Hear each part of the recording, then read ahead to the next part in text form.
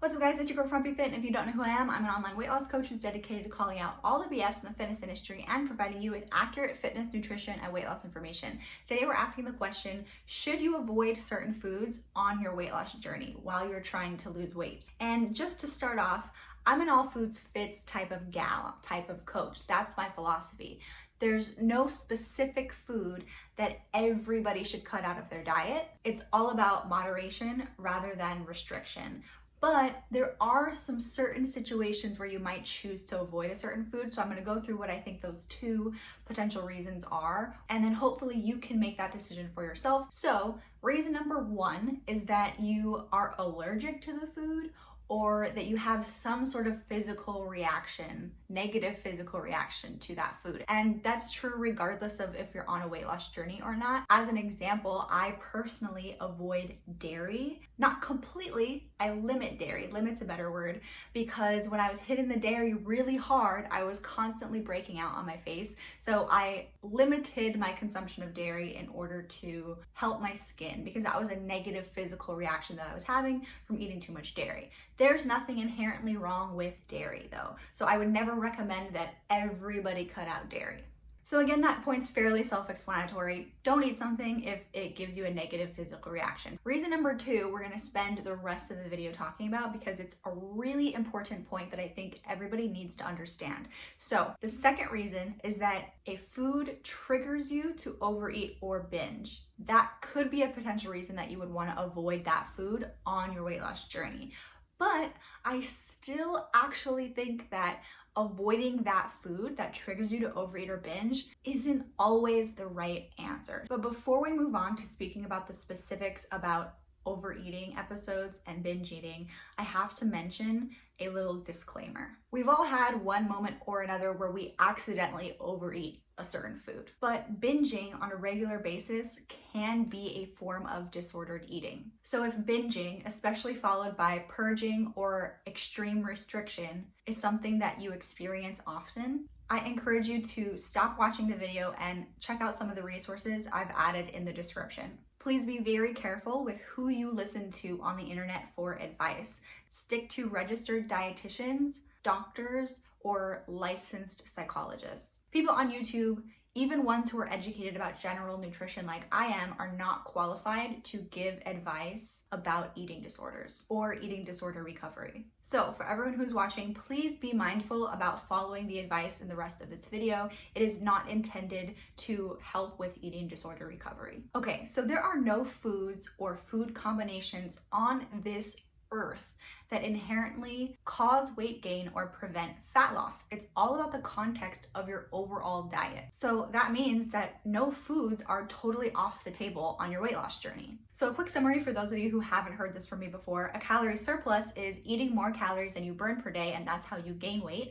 Calorie maintenance means the amount of calories you eat and the amount of calories you burn per day is equal, and that's how you maintain your weight. And a calorie deficit is burning more calories than you consume through food per day, and that is how you lose weight. So since we want to burn more calories than we consume per day, overeating specific foods can make your weight loss journey much harder or impossible. Not because those foods alone prevent weight loss, it's that over-consuming any food can potentially prevent you from losing weight. And I think most of us have certain foods that trigger us to eat a little bit more than we intended. For me, that's chips and cookies. But I firmly believe that everyone can get to a place where their trigger foods no longer trigger them to overeat. I've found ways to have both chips and cookies in my house on a regular basis, and I don't overeat them. When past me would sit down and eat like an entire family-sized bag of chips on accident. So at this point, you have two options for your trigger foods. You can keep them in your diet and start practicing strategies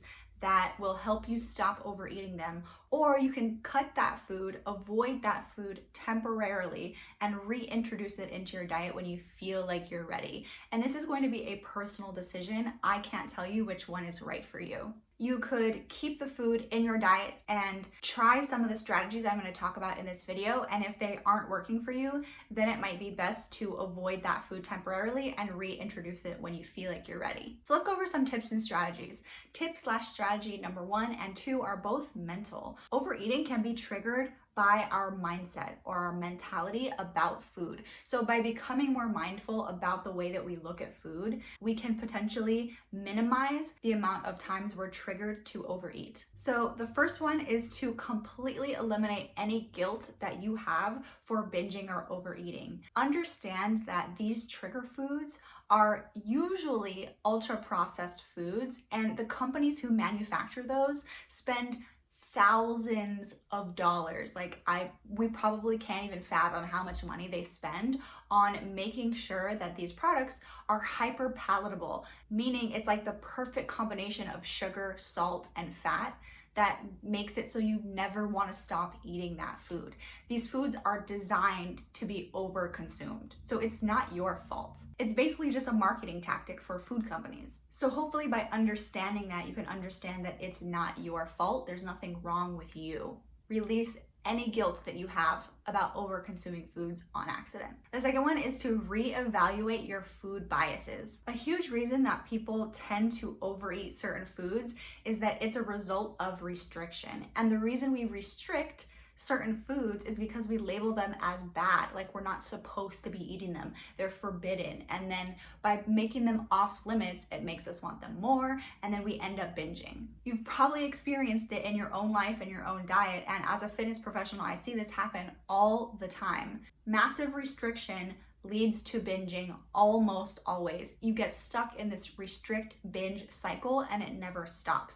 So that's why my personal philosophy is that restriction is never the answer, always moderation. Remember that no food inherently prevents fat loss. It's only the overconsumption of that food. So rather than restricting yourself from a food completely, understand that you're allowed to have that food in moderation. It's no big deal. It's only the overconsumption of the food that's a problem. Teaching yourself that moderation is okay helps stop the restriction binge cycle, but it's not always easy. It doesn't come naturally to us when we've been bombarded with the belief that certain foods are bad and we shouldn't eat them. So if it doesn't come easily to you at first, to not be afraid of certain foods or have guilt about eating certain foods, don't give up. It takes practice. So the next two tips are more tactical rather than mindset. So the first one is to pre-portion out your food, especially if you're distracted while you're eating. And I'm a huge snacker, and I'm always snacking while I'm working. So for me, what I do specifically with chips, because I love snacking on chips, is I take the bag, I pour whatever I intend to eat in a little Tupperware, and I bring that to my office away from the full bag of chips. So if I want to eat more of them, first I have to acknowledge that I already ate the amount that I intended to consume. So then I have to make a decision. Do I want to eat more than I initially intended to consume? And if I decide that I do, I have to walk all the way back to the kitchen, refill my little Tupperware, and come back. And so that alone, that extra barrier to overconsumption, really helps, and it adds that level of mindfulness of deciding if you want to keep going. Because when we're over consuming on accident, like reaching into the chip bag and not stopping, there's no barrier, we're not acknowledging it mentally because we're mentally distracted. So that tactic is really helpful for snack foods. The next tactic will be helpful for any food at all, even if you're not a snacker, and that is calorie tracking.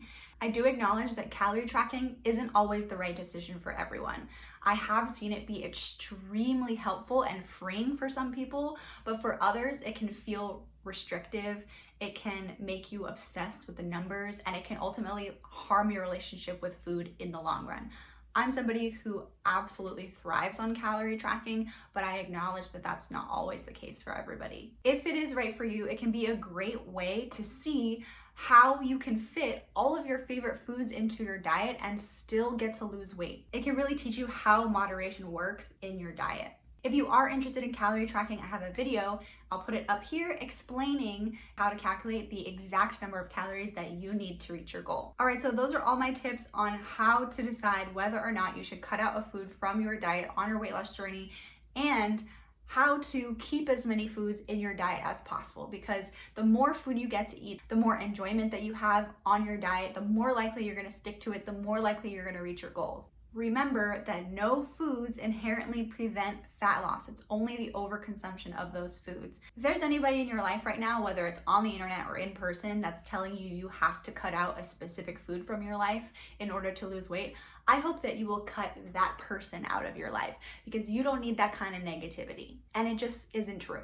As usual, guys, thank you so much for watching. Your support means the world to me. Let me know if there's any topics you want me to cover in future videos, and I will see you guys next week.